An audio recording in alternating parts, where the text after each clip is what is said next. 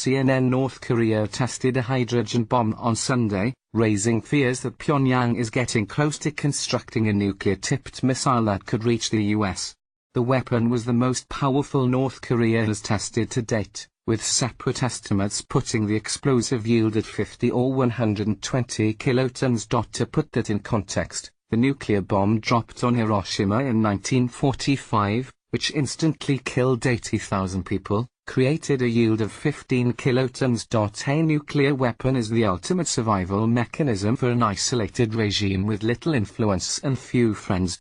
Many experts believe North Korea would not use its weapons first. Kim values the survival of his family dynasty and the regime. He knows the use of a nuclear weapon would start a war the country could not win. Kim also craves international recognition, and a nuclear arsenal is one guaranteed way to make the global community sit up and take notice.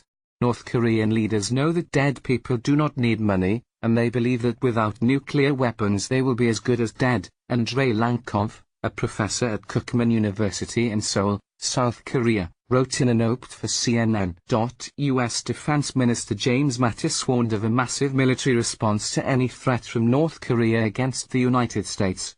When U.S. President Donald Trump left church on Sunday morning, he was asked if he'd attack North Korea. His answer? We'll see.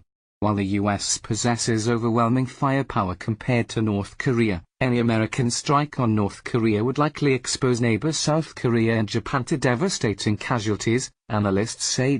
Plus, with 2 launches of long-range missiles this year and the latest hydrogen bomb test, the U.S. homeland may now potentially be at risk of a nuclear strike. Experts say it's very difficult to verify North Korea's claims, but the very possibility of such a scenario makes the risks of any military action unimaginably high. If North Korea were to strike first, and last month Pyongyang threatened to send 4 missiles to the waters off the U.S. territory of Guam and later sent a missile over Japan, the U.S. has a number of defenses in place. They include the anti-missile defense system CHAD, which shoots down short, medium and intermediate ballistic missiles, and the ship-based Aegis system, which can track 100 missiles simultaneously and intercept them. These systems, which analysts liken to a bullet taking out another bullet, could in theory take down a missile with a nuclear payload without detonating it, although the radiation emitted would still pose risks. It boils down to 2, sanctions and negotiations. The United Nations Security Council has been trying to stifle North Korea's nuclear weapons program for more than a decade, with little success.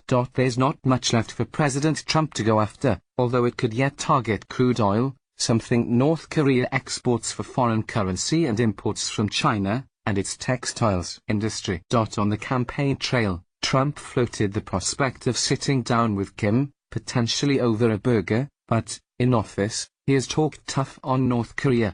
On Wednesday, he appeared to rule out negotiations, saying on Twitter that talking is not the answer. The U.S. position, however, has long been that it is willing to talk with North Korea, but only on a condition that it abandons its nuclear missile program. Some analysts say the U.S. should accept a freeze, allowing Pyongyang to keep its nuclear missiles but refrain from testing and developing any more, to get North Korea to the negotiating table.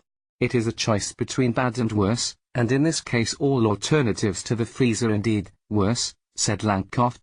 Trump has prodded China to rein its unruly neighbor, but many analysts don't share the White House's confidence in Beijing's ability to force change from Pyongyang. While China has consistently supported UN sanctions on North Korea over the country's nuclear and ballistic missile testing, the U.S. complains Beijing does not do enough economically to pressure Pyongyang and threaten targeted sanctions on Chinese companies.